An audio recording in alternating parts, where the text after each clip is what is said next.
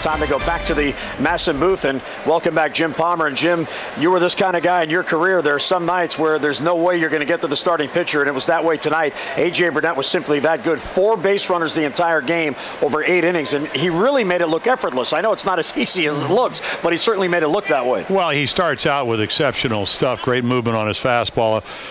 Probably from 93 to 98 on a couple of occasions. Got his breaking ball over.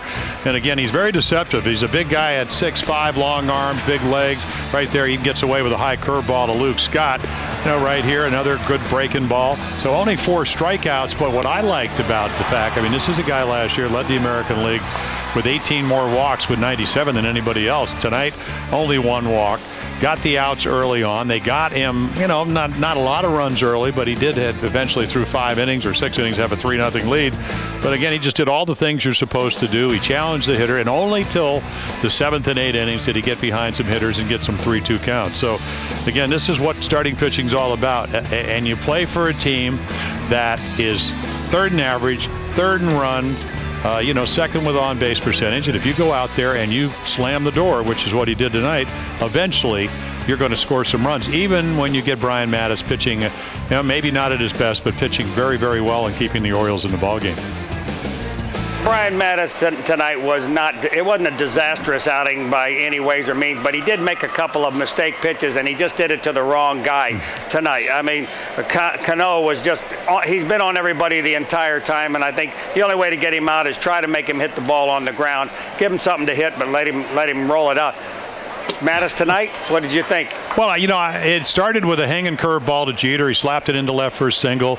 Later on, he left a changeup up to Teixeira. So they get a run on a sacrifice fly. But what I liked about him is that, number one, he didn't let the game get out of hand. He made some real big pitches, made a bad pitch right there, hanging curve ball to Cano. You can't do that. It's not like Cano's hitting low and away fastballs, and that's the only way you can really keep him in the ballpark. And then right here, I could count on one hand the pitches that Brian Mattis did not throw where he wanted tonight. But again, when you get shut out, 94 pitches seems like it's about 130, but he battled them. And again, last year he beat the Yankees in September, his last start of 2009. They got him runs early. They got him 7 runs. He ended up only giving 1 run.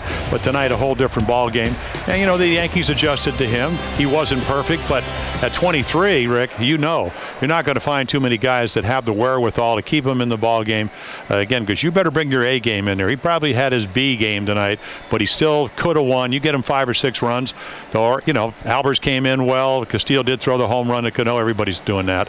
But they pitched well enough to win tonight. And, A.J. Burnett was just a little bit better.